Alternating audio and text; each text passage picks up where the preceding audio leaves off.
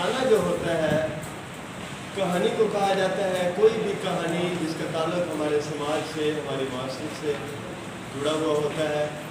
और यहाँ जब आप अफसाना पढ़ते हैं, 24 घंटे अगर मुसलसल आप किसी कहानी को पढ़ें और उसके बाद मज़ीद वक्त मांगती हो तो वो नावलेट हो जाएगा। अगर 24 घंटे में मुकम्मल हो जाए तो उसको हम अफसाना करार देंगे। अफसाना होता क्या है? अफसाना मुआशरे में होने वाले बहुत सारे हमारे जो मसाइल हैं, जुराइम हैं, बहुत सारी हमारी ख्वाहिशें, इरादे जो किसी नाकामी पर मुंतज होते हैं या किसी कामयाबी पर आकर ख़त्म होते हैं, उनके हवाले से इंसानी एहसासात जो हम गुनाह करते हैं और किसी नतीजे तक पहुंचने की कोशिश करते हैं और उस नतीजा को कभी देखते हुए हमें दुख होता है, आंसू बहते हैं, कभी हम मायूसी की तरफ चले जाते हैं, हम साइकोपैथ हो जाते हैं, कभी हम इस तरह से हमारा रवैया होता है कि हम बर्दाश्त करें। यानी कोई ऐसा सबक मिलता है अखलाकी हमें हतमी, जिससे हमारी ज़िंदगी में बेहतरी आती है। और बहुत सारी कहानियाँ ऐसी होती हैं जो किसी हतमी नतीजे पर मुंतज नहीं होती, कारी पर छोड़ देता है लिखने वाला कि वो क्या समझता है। अफसाने हर ज़ुबान में लिखे जा रहे हैं। कदीम अदवार में, रोमन अहद में लोग मुख्तलिफ लोगों के घरों पर जाकर, दरवाज़ों पर जाकर कहानियाँ सुनाया करते थे और उसके बदले में उन्हें गला या अजनास दी जाती थी। क्योंकि बार्टर ट्रेड सिस्टम था, सिक्का अभी राइज नहीं हुआ था। वक्त ने तरक्की की, फिर थिएटर का दौर आया तो यही चीज़ें ड्रामा में ढली, कहानियाँ ड्रामाई अंदाज में, किरदार इनमें शामिल हुए और एक प्लेस, एक जगह का तयन हुआ जिसे थिएटर कहा जाने लगा। और पर्दे के पीछे से स्टेज पर फनकार आते, अपना किरदार अदा करते और चले जाते। इसी हवाले से एक बहुत बड़े ड्रामा निगार शेक्सपियर ने कहा था कि दुनिया एक स्टेज है और हम सब इसके किरदार हैं। ऐसा ही है, ज़िंदगी मुख्तसर है और इस मुख्तसर ज़िंदगी में हर शख्स के साथ कोई ना कोई कहानी जुड़ी हुई होती है। किसी के साथ मोहब्बत की, किसी के साथ गुर्बत की, मुआशी महरूमी की, किसी के साथ किसी बीमारी की, किसी के साथ किसी महरूमी की और किसी के साथ एक शानदार अचानक आने वाली फतह की। जिस तरह से हमारे माशरे में बहुत सारे ऐसे लोग हैं कि अचानक जिनकी ज़िंदगी तब्दील होती है, उसमें मनफी या मस्बत, हम इस बैकग्राउंड पर बात नहीं करते। हर शख्स का अपना एक ज़माना होता है, वो किस तरह से तब्दील होता है। जैसे आजकल आप सोशल मीडिया पे देखते हैं, बहुत सारे किरदार वहाँ नज़र आते हैं आपको, कुछ कामयाब, कुछ नाकाम। लेकिन हम ये बात नहीं करते कि वो कामयाब बुरे रास्ते से हुए, अच्छे रास्ते से हुए। हमारी सोसाइटी अच्छाई बुराई को ही देखती रहती है, ये नहीं देखती कि हमारी सोसाइटी के असल अलमिया क्या है। जैसे हकीम शहजाद है, उस हवाले से बहुत सारी बातें चल रही हैं सोशल मीडिया पर। तो हमने ये देखना है कि कहानी क्या है, किस्सा क्या है। किस्सा और है, दास्तान और है, नावलेट और है, नावल और है और कहानी और है। मुख्तसर आगे चलते हैं। आज हम बात करेंगे गुलाम अब्बास की लिखी हुई कहानी ओवरकोट के हवाले से। ओवरकोट क्या है? ओवरकोट को यहाँ अलामत के तौर पर बरता गया है कि ओवरकोट जो है इस तरह की अलामत है जैसे हमारी ज़िंदगी को हम किसी और बहरूप में पेश करते हैं। एक ऐसा बहरूप जो देखने में सच दिखाई दे, लेकिन वो किसी मजबूरी के तहत, गुर्बत के तहत, बहुत सारे मसाइल को छुपाने के तहत, कि उनको छुपाने के लिए हमने कोई बहरूप इख्तियार किया। बहरूपी भी यही करते हैं, यानी रूप से किसी और रूप में आ जाते हैं। यानी एक फ़कीर आदमी है और वो बादशाह के लिबास में ड्रामा में आता है, कहानी में आता है और खुद को वो बादशाह बनकर दिखाता है। बहरूप है बज़ाहिर, لیکن دراصل اس کے اندر بہت ساری ایسی خواہشیں موجود ہوتی ہیں بحیثیت انسان جو عملی زندگی میں ہونا تقریباً ناممکن تو نہیں، مشکل ضرور ہے۔ اب یہاں اوور کوٹ میں یہ جو علامت ہے یہ بھی ہماری سوسائٹی کی مڈل کلاس طبقے کی بہت ساری مجبوریوں کو پیش کرتی ہے، بہت سارے مسائل کو پیش کرتی ہے، اور اوور کوٹ اس کا نمائندہ ہے۔ جیسے کپڑوں کو کور کرنے کے لیے کہ آپ جیسا بھی لباس پہنے، پھٹا ہوا، پرانا، میلا، اوپر سے کوٹ صاف ستھرا پہن لیں تو دیکھنے والے کو کیا نظر آئے گا کہ ایک اچھے گھر کا پڑھا لکھا مالی طور پر مضبوط شخص ہے۔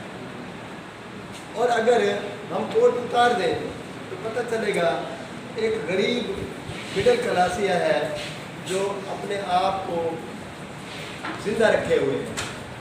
ہم سب لوگ اپنے آپ کو اسی طرح سے زندہ رکھے ہوئے ہیں، اور ہماری کوشش ہوتی ہے کہ ہم شادی میں، دعوت میں، ولیمہ میں، کہیں بھی بازار میں ایک اچھے لباس اور ایک اچھی شخصیت کے ساتھ نظر آئیں، مہذب نظر آئیں، پڑھے لکھے نظر آئیں اور مالدار نظر آئیں، لیکن ہم ہوتے نہیں ہیں۔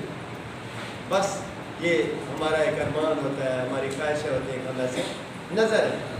پوری سوسائٹی میں یہی مڈل کلاس سماج ہے، اس کو ہمارے ساتھ شیئر کرنے کے لیے، ہمارے ساتھ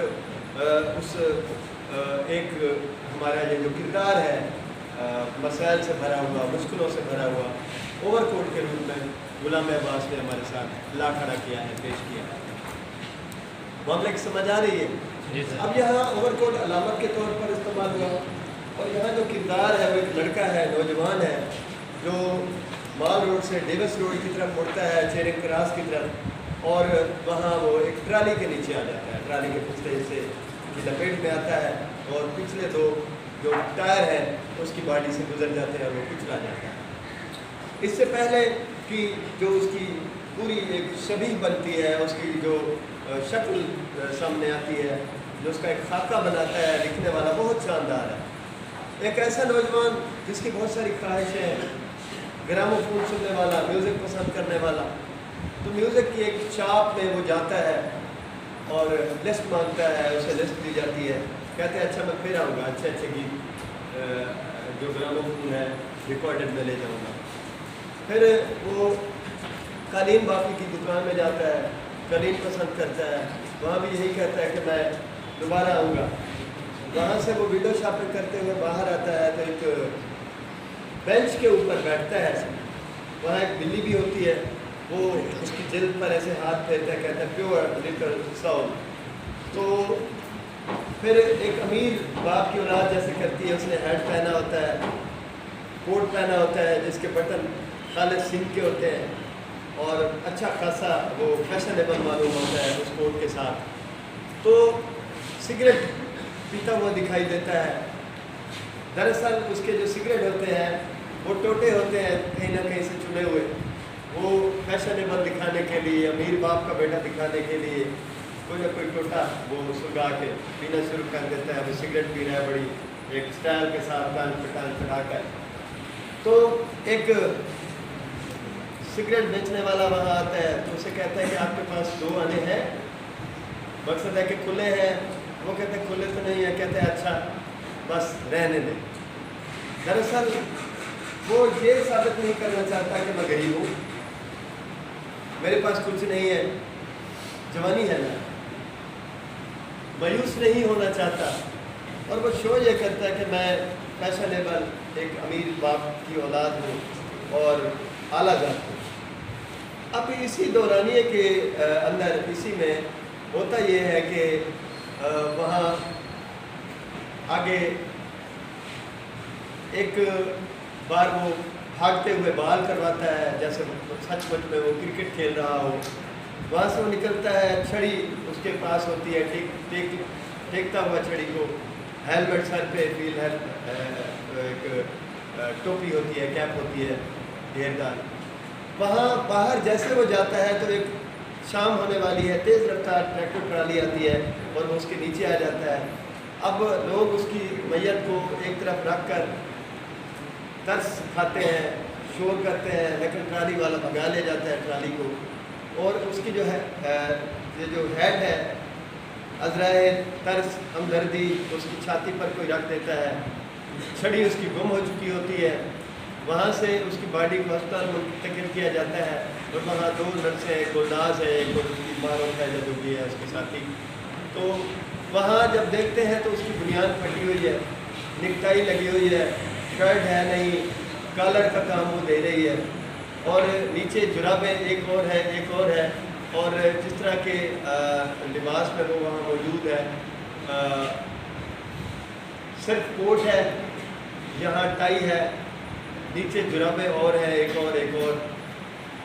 अब उसकी जेबों से जो चीज़ें निकलती हैं, ग्रामोफोन रिकॉर्ड्स की, गीतों की एक फहरिस्त वो निकलती है, कुछ सिक्के निकलते हैं, और इस तरह की कुछ चीज़ें। छड़ी गुम हो चुकी है, तो एक दूसरे की तरफ देखती हैं नर्सें, मुस्करा पड़ती है, और यहाँ आके अफसाने का इख्तिताम होता है। दरअसल जब एक मिडिल क्लास माशरा खुलता है दूसरों पर, उस माशरे के अलमिये, उस माशरे के मसाइल एलीट क्लास पर खुलते हैं, तो फिर पता चलता है कि मिडिल क्लास का अलमिया क्या है, वो किस तरह से ज़िंदा है, किस तरह से जी रही है। इस बात का फिर अंदाज़ा होता है किसी भी समाज को, किसी भी समाज की पोजीशन को बेहतर बनाना हो तो उसके मिडिल क्लास जो लोग हैं उन पर नज़र रखें, उन्हें देखें कि वो किस तरह की ज़िंदगी जी रहे हैं। अगर वो बहुत मुश्किल में है तो समझे कि सारा समाज मुश्किल में है, अगर वो खुशहाल है तो समझिए कि पूरा समाज खुशहाल है। और ये मिडिल क्लास जो है एक अलामत है अच्छे होने की किसी मुल्क के या मुश्किल हालात में होने की। इसी तरह से ओवरकोट भी एक कवर है, मिसाल है, जिसने ढांपा हुआ है एक शख्स की ज़िंदगी को, एक नौजवान की ज़िंदगी को। दोनों का आपस में मुवाजना आप कर सकते हैं। आपको समझ आ गई होगी कि इस अफसाने में दरअसल क्या मैसेज देने की, क्या पैगाम देने की कोशिश की गई है। उम्मीद है आपको बात की समझ आ गई होगी। एक मुख्तसर लेक्चर मेरी कोशिश थी आपको दिया जाए, आपको समझ आ गई अफसाना क्या है, किसने लिखा है, और अफसाना कैसे लिखा जाता है, कौन लोग पढ़ते हैं, गुरानिया क्या होता है, और इस कहानी में जो हमने बात की है इसके मुख्तलिफ जो नुकात है या पहलू है तहकीकी तनकीदी, उस पर भी हमने सहरा गुफ्तगू की है। तो नेक्स्ट इंशाअल्लाह इसको हम कोशिश करेंगे, पढ़ेंगे, आप घर से पढ़ कर आइएगा पूरा अफसाना, और देखेंगे कि मज़ीद हम इस पर क्या सवालात उठा सकते हैं। ठीक है।